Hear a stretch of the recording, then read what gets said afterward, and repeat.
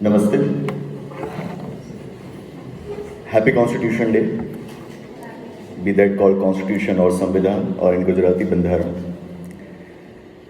At the very commencement of this interaction of today, I would like to make a confession.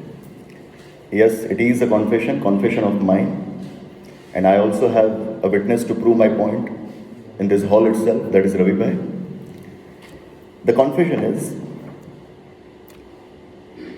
I received my degree in law 10 years after I started teaching the Constitution of India. That is considered to be the supreme law of the land. When I did not have a degree in law, I used to teach Constitution of India 10 years before that. People would learn Constitution from me. There are people who consider me to be an expert on this subject. Still, I don't consider myself an expert. I'm still a student of Constitution. I'm still a student of laws. But this is the reality, that when I did not have a degree in law, then I started teaching Constitution of India. The question here is, did I need a degree in law then? The answer is no. Constitution, what is it meant for? It is said that Constitution of India is a living document. It is an agent of social change. It is a way we have to look at the society, how the social justice is to be provided to the masses. Recently, a book was written by a very renowned journalist and author called P. Sainath. The title of the book is The Last Heroes, the Unsung Heroes of Our Freedom Struggle. That he specifically mentions that what we have achieved in 1947 in the form of independence, it was not a struggle of the elites only.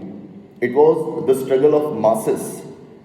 In order to recognize that, the Constitution of India has provided many things for the commoners.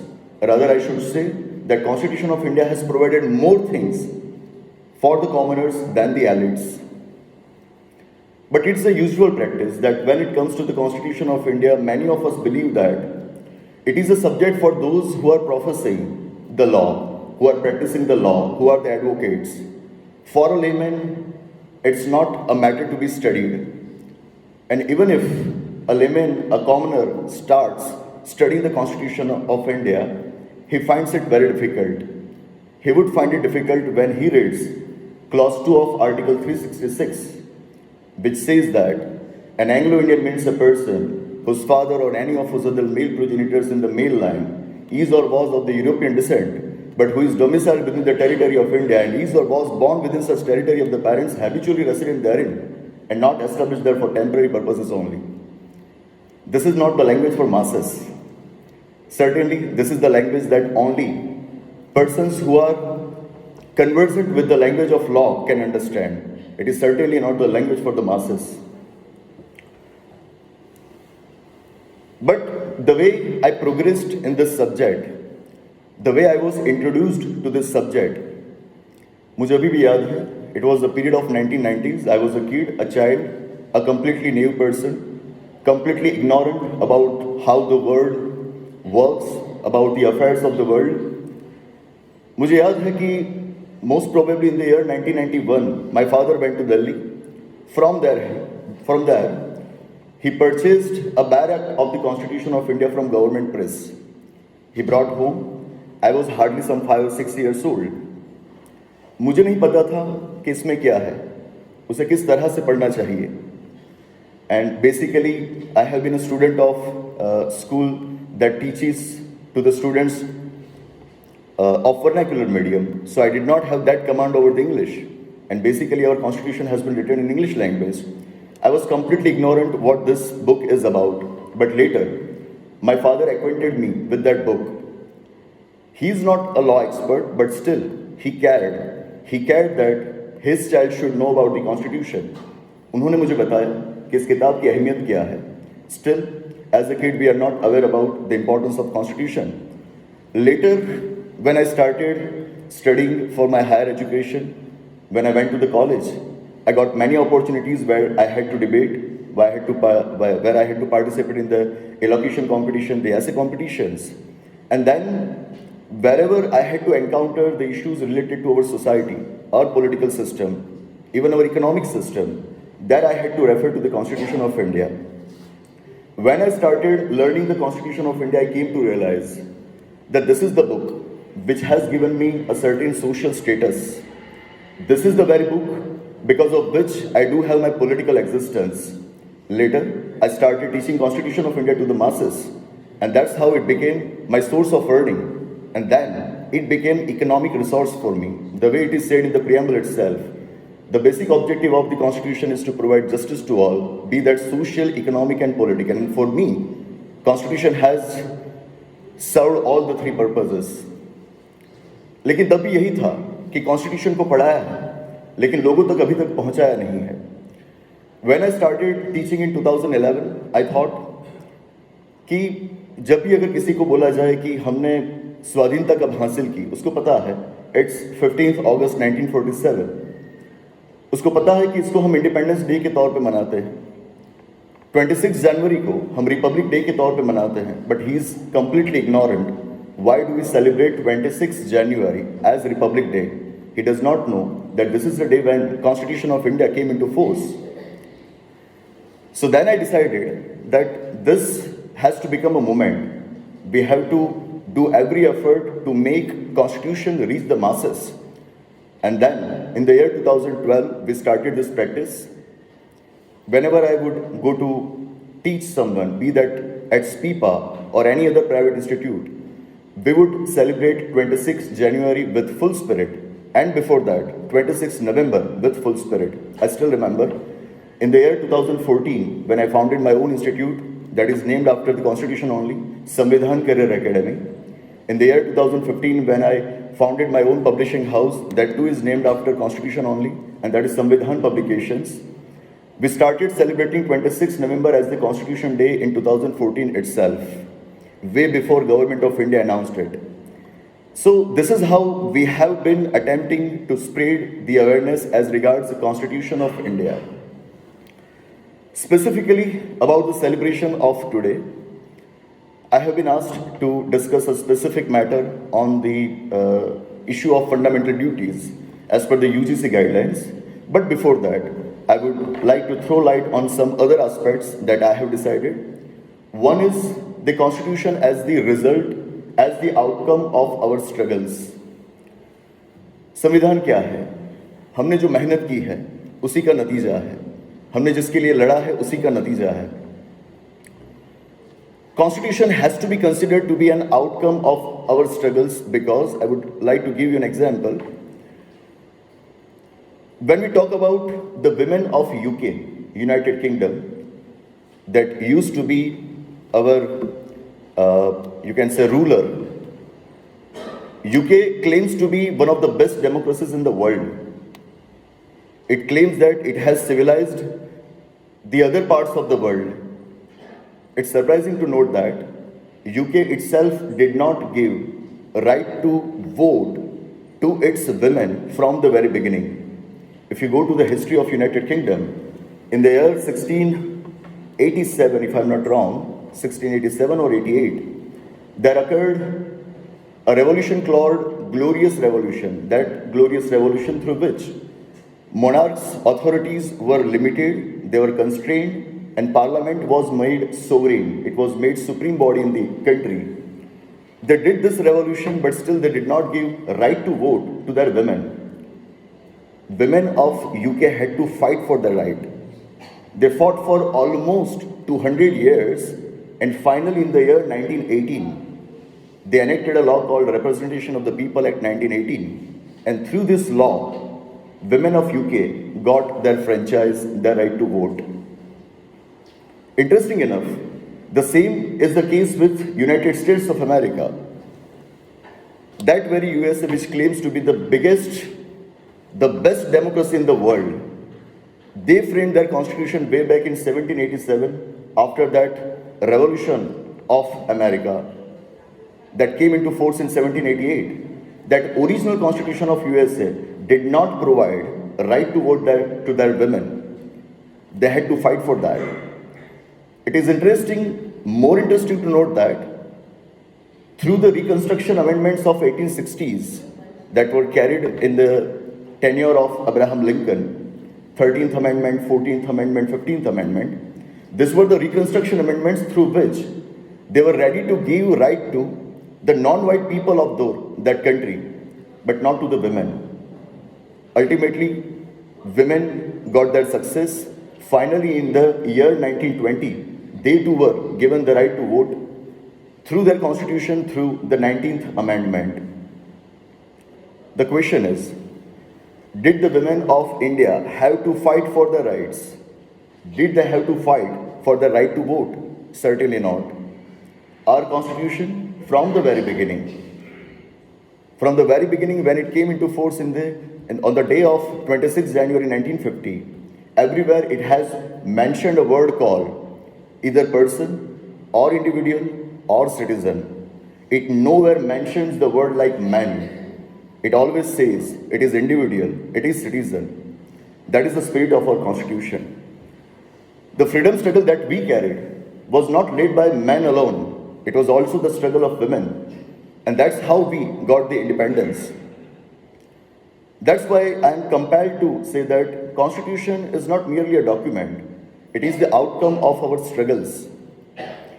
P. Sainath has rightly quoted in his book, the book that I just mentioned, The Last Heroes of Our Freedom Struggle. He said that against the Britishers we fought for two things. One was freedom, the another was independence. In 1947, we got one thing, and that is independence. We are yet to achieve freedom. Freedom is much bigger a concept than independence. So he claims that we are yet to achieve that freedom from the social evils, from the political evils, from the economic evils. So when we are claiming that Constitution has to be seen as the outcome of our struggles, we must bear in mind that still the road to freedom is far from our achievement. One more thing that I would like to share is, whenever we discuss about the Constitution of India, we have only one aspect of looking at the Constitution, and that is the legal aspect. The way it is said that it is basically a document for the lawyers. Only lawyers can understand its language. But in my experience of this 12 years of teaching Constitution, I have come to realize that if you were to become the student of economics, specifically if you were to study Indian economy, you cannot keep yourself aloof from the study of Constitution of India. It is the Constitution which has given framework to our economy. Recently, a very renowned lawyer who practices in Supreme Court, Saurabh Kirpal, he is the champion for the causes of homosexuals. He was one of the instrumental personalities which got that Section 377 of IPC removed, decriminalizing the homosexuality. He wrote a very beautiful book few months back where he has narrated 15 judgments of Supreme Court, 15 judgments of Supreme Court that have shaped the financial landscape of our country.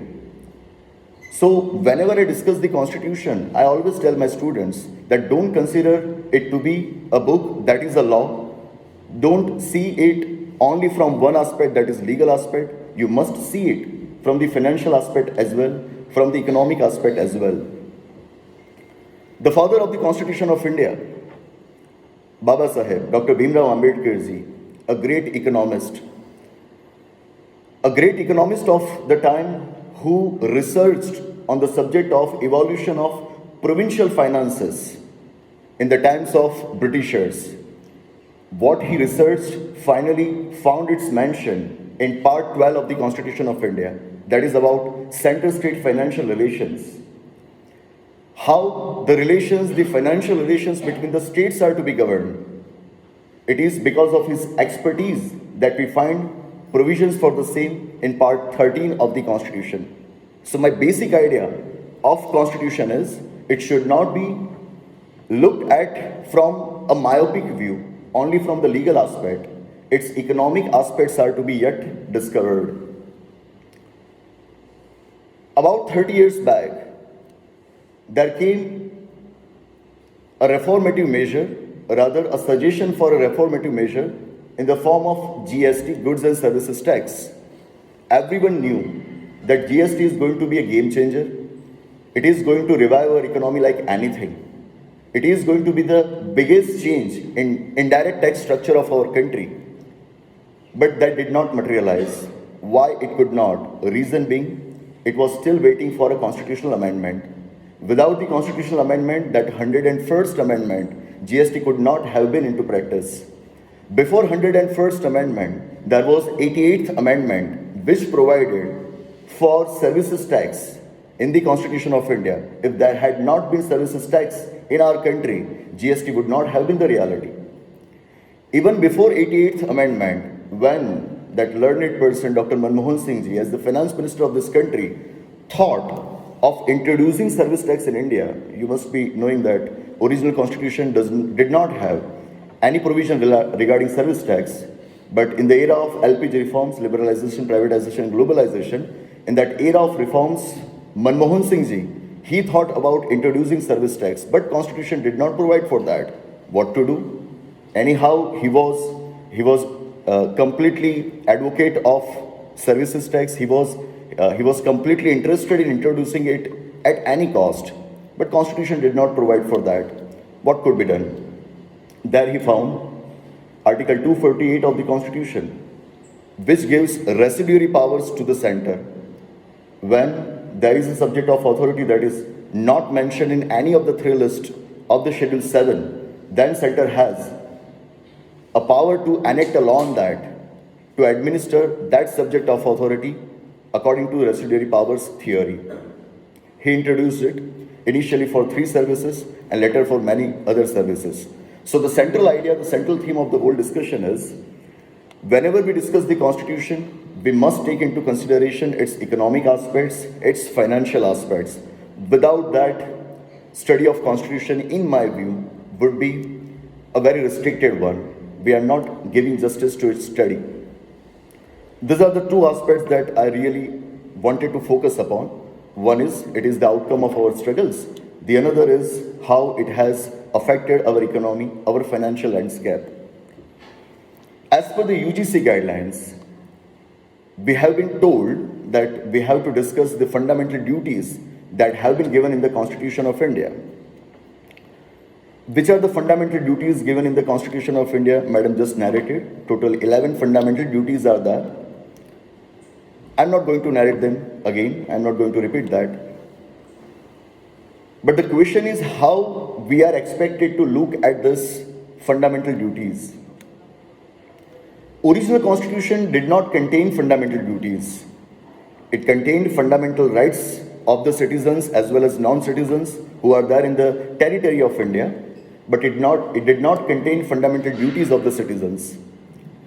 Later in the year 1976, through the 42nd Amendment, Parliament incorporated these fundamental duties in the Constitution. Just read debate of that time, the debate that took place in the Parliament during the incorporation of fundamental duties in the Constitution, that 42nd Amendment's objectives and its goals. What they said, what Indira Gandhi's government said was, it was a historical blunder that our Constitution makers committed, that they narrated fundamental rights of the citizens, but they did not mention their duties. It was a historical blunder that we are going to correct through this 42nd Amendment. That's it. So the government of the time, the parliament of the time was claiming that not incorporating fundamental duties in the Constitution was a historical mistake. I don't agree with that. I don't agree with that. Why? There is an interesting fact to note that apart from India, there is only one democratic country in the world which has fundamental duties for its citizens in the Constitution itself. And that country is Japan. Apart from India and Japan, there are no other democratic countries in the world which have mentioned fundamental duties of their citizens in the constitution. At times students question that we have read that we have taken the concept of, we have borrowed the concept of fundamental duties from Russia's constitution. So how is that possible that you are saying that only Japan and India are there who have fundamental duties in their constitution? The correct thing is, we have not borrowed the concept of fundamental duties from Russia. We have borrowed that concept from USSR, that is Soviet Union. That Soviet Union that disintegrated in the 1990s. That constitution of USSR had fundamental duties in the constitution, not Russia. So currently only two countries in the world are there that are democratic and have fundamental duties in the constitution, and they are India and Japan. We have to raise the question, why most of the countries in the world, why more than 99% countries of the world do not incorporate fundamental duties in their constitution? That is the very essential question that we need to raise. Why? You have to do this, you have to do that. You have to cherish the noble ideals that inspired our freedom struggle. You have to respect the constitution. You have to respect the national anthem, national flag, everything. Do I need to tell you that? Should I be in a need to tell you that? When students come to my class, in the first or second class, I strictly tell them that during this whole course of some 6 to 8 months, I'm not going to tell you often that how you have to read, how you have to prepare, how much you need to read, how hard work you need to do. I will tell it at the very commencement of the batch, not later. Why? If every now and then I tell them, you have to do this, you have to do that, means I'm doubting their intelligence, I'm doubting their commitment. मुझे ये शक है कि वो काम नहीं करेंगे, तभी मुझे ज़रूरत पड़ती है उनको ये बताने की कि आपको ये काम करना है. I'm doubting your intellect. That was the concept of not incorporating fundamental duties in the original constitution. The constitution makers have put full faith on our wisdom, on our intellect. उन्होंने पूरा भरोसा रखा है हमारे इंटेलेक्ट पे कि ये ऐसी बातें नहीं है कि जिनको कहा जाना चाहिए. लोग समझते हैं, वो जानते हैं कि उनको क्या करना है. And how would Constituent Assembly tell us what to do, what not? Why? Because it is a legal fiction that Constitution of India has been framed by the people of India themselves. The way preamble starts, we the people of India, having solemnly resolved, and lastly it ends with, we adopt, enact, and give to ourselves this constitution. Right now, it is us who have framed this constitution. It is us who have adopted this constitution. It is us who have dedicated this constitution to us only. There is no external force. Constituent Assembly was a sovereign body that was elected by the people of India themselves. It is the people of India who have framed the constitution. Now they cannot narrate other citizens what to do, what not to do. That's the legal fiction that has been approved by the Supreme Court of India as well. That's the point. Incorporation of fundamental duties, the very idea is negated on the belief that this republic has been created by the people of India, and now that republic is trying to become master of the people of India when it is narrating them what to do, what not to do. जिस Republic को हमने बनाया है, वही Republic आज जैसे कि हमारा मालिक बनने की कोशिश कर रहा है, वो हमें बता रहा है कि आपको क्या करना है, क्या नहीं करना है. Is that expected? That's my point. So the point in making is, non-incorporation of fundamental duties in the original constitution was not a blunder, was not a mistake. It was a purposeful act. And you must have gone through the theory of rights. It is always said that, even a layman can say that, rights and duties are the two sides of the same coin. वो एक ही सिक्के के दो पहलू हैं. Means, if you have provided for the rights, there is no need to mention duties separately. The rights themselves contain duties. For an example, When Article 17 says that untouchability is abolished, its practice in any form is forbidden. Any disability arising out of the practice of untouchability shall be an offense punishable in accordance with law. What does it entail? That as a citizen of this country, I have to bear in mind that I cannot practice untouchability. It is my duty towards my fellow citizens. I have to respect his caste, his social status. There occurred a very famous case in the Madhya Pradesh called Stanislav's case. In that Stanislav's case, the Freedom of Religion Act of Madhya Pradesh government was in question. Its constitutionality was challenged. That priest, that Christian priest called Stanislaus, what he claimed was the state law of Freedom of Religion Act was restricting his fundamental freedom of propagation of religion under Article 25. What he claimed was, Constitution of India has given me freedom to propagate my religion. What is it meant for? He claimed that it is meant with the purpose that I am having the freedom to convert others into my religion. That was his claim. When the matter went to the court asked him, if you are claiming that you are having freedom of propagation under Article 25, what about the freedom of conscience of others? Others are having freedom of conscience under Article 25, as good as you do have under Article 25. So if you are violating others' freedom of conscience, you cannot claim your freedom of propagation under Article 25. That's my point. That if I want to exercise my right, first I have to bear in mind that I have to abide by my duties, though they are not explicitly mentioned in the Constitution itself. From the rights I have to derive my duties. If I claim my freedom of propagation, I have to respect, I have to follow the duty of having others' freedom of conscience as well. In the absence of duties, the whole concept of rights would be nullified. It would be completely futile. That's the reason our constitution makers did not find it proper to incorporate fundamental duties in the constitution. But later, government did that, or parliament did that, and through 42nd Amendment, Part 4A in the Constitution was added. Now it is there in the Constitution. How should we look at it? It's a separate debate that it was not needed, but now it is part of the Constitution itself. So how we should look at it? It's like a moral responsibility of ours. How we have to behave in our routine lives.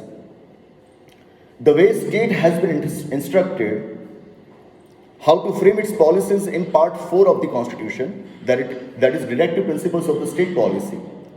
The same way, every citizen of this country has been instructed how to behave in Part 4A of the Constitution. We should not look at it as some foreign thing, as some alien thing, as something that has been imposed upon us, as something that we are forced to do. This is nothing new. If you would have read Justice Verma Committee report of 1999, Justice Verma Committee in its report has specifically mentioned that fundamental duties are not new things for us. It is just a codification of tasks integral to the Indian way of life. It is just a codification of tasks. It is just a list of tasks integral to the Indian way of life. So far, how we have lived in the centuries, in the hundreds and thousands of years, it is the culmination of that living, that lifestyle in Part 4 of the Constitution. Respecting women is no new thing for us. If we go through the ancient history of our country, we come to realize that even hundreds and thousands years back, the women were revered. They were considered to be Devi. It is not something new that we are to be taught. It was already part of our culture. It was already part of our civilization.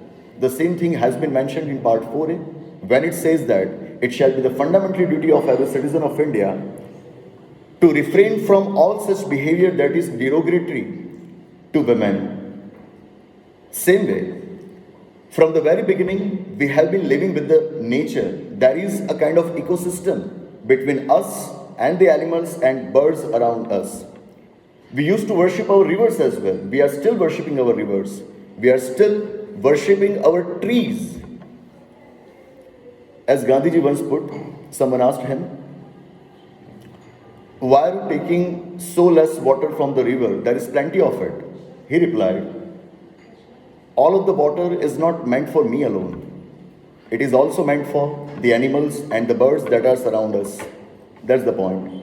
So from the very beginning, we were compassionate towards our nature, our surroundings, our animals, our birds.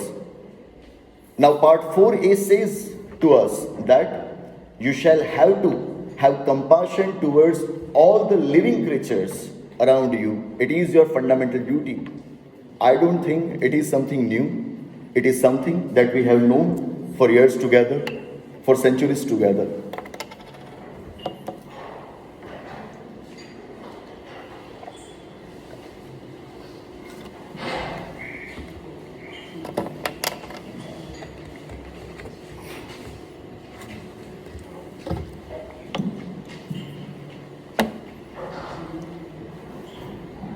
So the central idea is मौलिक कर्तव्य जो हमारे दिखाए गए हैं part 4a में, वो हमारे लिए बिल्कुल कोई नई बात नहीं है। ये वही बातें हैं जिनको हम जानते थे, जिनके मुताबिक हम चलते थे, जिसी को आधार बनाकर हमारी पूरी सभ्यता को हमने तैयार किया है। It's not completely new for us, it is never completely alien for us. Rather it is good that they have been mentioned in the constitution.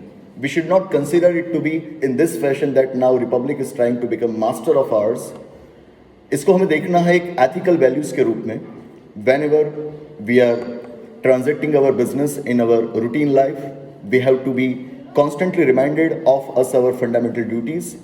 Same way, whenever the state is making any law or it is framing any policy, fundamental duties serve the purpose of reminders that which kind of policies you are expected to make, which kind of laws you are expected to legislate. It is because of that fundamental duty, 51AA, that we have a law called Prevention of Insults to National Honor Act 1971. In the absence of that duty, we would not have ever understood the importance of that law. Same is the case with Wildlife Conservation Act, Environment Protection Act. All these acts ultimately find their origin in the fundamental duties itself. Without them, these laws would not have been that important, ethically that important, the way they are considered to be now.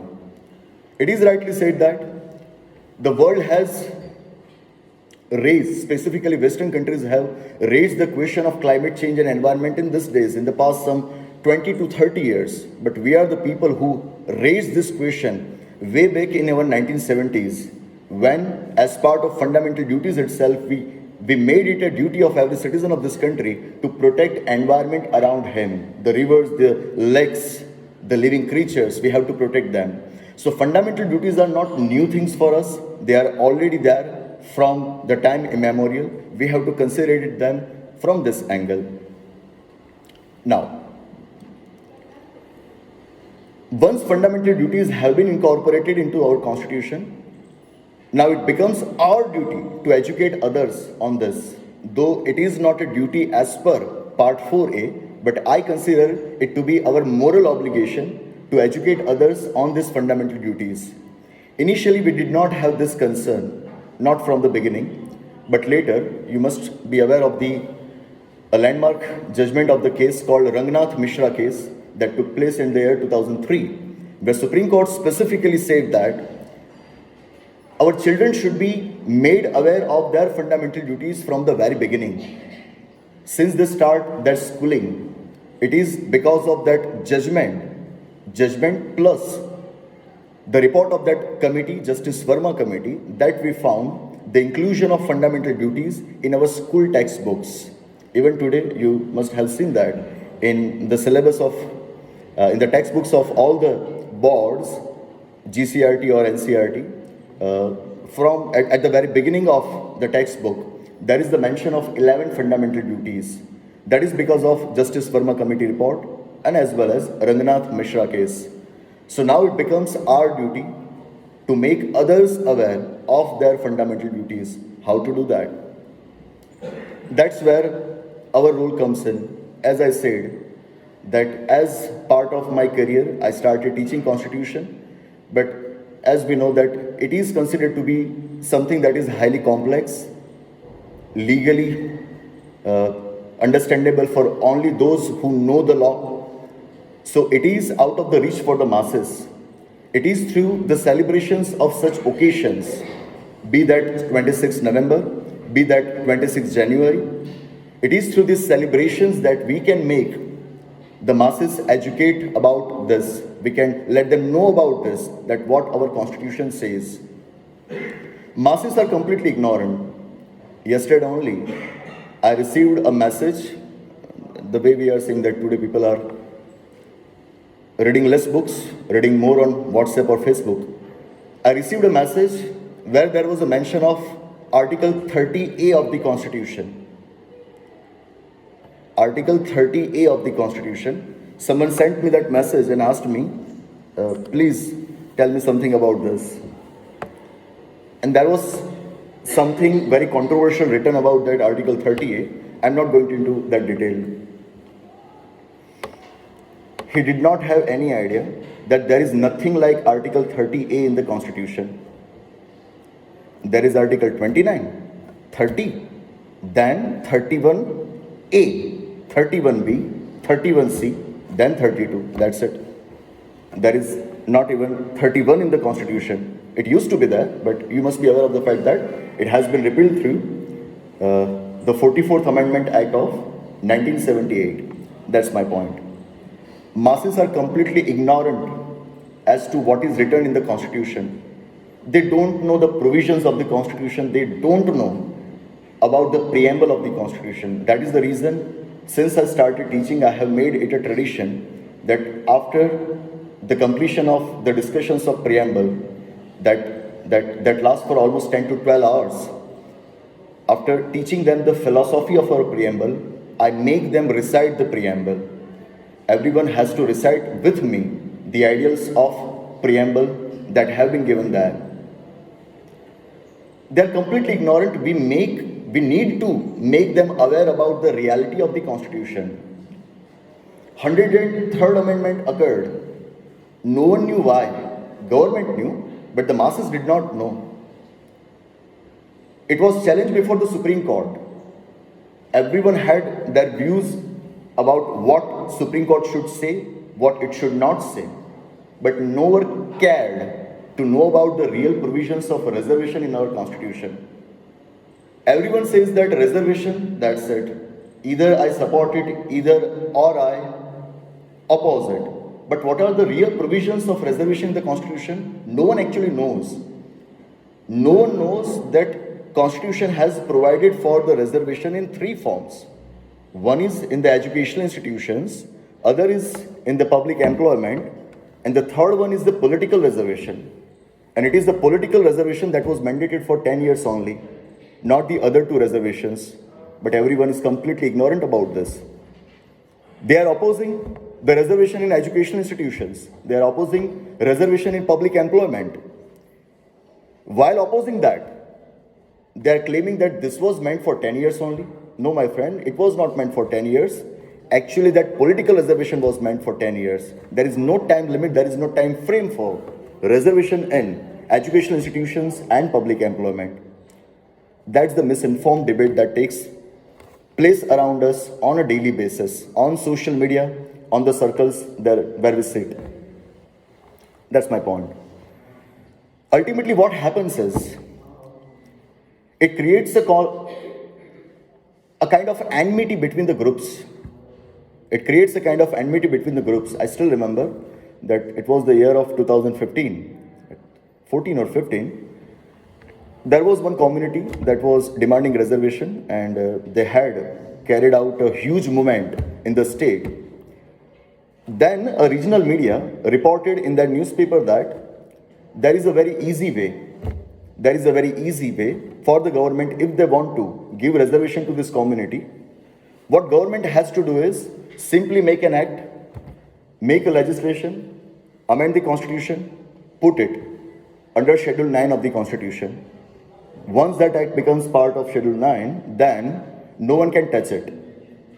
No judicial review of that act can be done. You must be knowing that. So far, 284 acts have been placed under Schedule 9. So what they are claiming is, it's the easiest option before the government, that make an act, put it under Schedule 9, then it will have blanket immunity. Even Supreme Court cannot review it. Now, any layman who would read such a regional media, just a second, who would read such newspapers from regional media would get convinced, because for us, for laymen, whatever is written in the newspapers, whatever is broadcast on the news channel is final thing. We think that they do sufficient research and then provide us the information. Right now, I had to educate my students. I still remember that lecture in SPIPA, Sardar Patel Institute of Public Administration, that is located at Satellite, just in front of ISRO. That the laws included in Schedule 9 do not have blanket immunity. You have to go through the judgments of Vaman Rao case, 1981. You also have to go through the judgment of Supreme Court of 2007 in the I.R. Coelho case, where Supreme Court has specifically said that whenever a law is found, law that has been placed in Schedule 9, if it is found that it is violative of the basic structure of the Constitution of India, if it is found that it is infringing any of our fundamental rights, it can be challenged in the court, and Supreme Court can declare it to be unconstitutional, to be null and void on the grounds of violation of basic structure or fundamental rights. That's the position. It specifically said that only those laws which were placed in Schedule 9 before the judgment of Keshwanand Bharti case. The date of that judgment was 24th April 1973. If laws have been placed in the Schedule 9 before this date, only they are having blanket immunity, not the laws placed after that. That's the point. But still, masses are misinformed, because every day they are bombarded with such wrong information, and it is on very wide scale. We cannot even think about it. Being learned persons, we do not come into contact with people who spread such things, but being a teacher, and being a teacher who deals with the masses, the young minds, you too must be dealing with such masses, but the skill that we get in competitive examination is unimaginable. There are hundreds and thousands of students that we have to encounter with every day, on daily basis. So when we look at them, before they start studying the Constitution, in the initial 1 or 2 lectures, we get completely surprised that how misinformed he can be, how ill-informed he can be. So in my opinion, though it has not been specifically mentioned in Part 4A itself, we have to take it as our moral duty to educate our masses about this, about fundamental duties, about the Constitution in general. Yes, sir. You were asking something?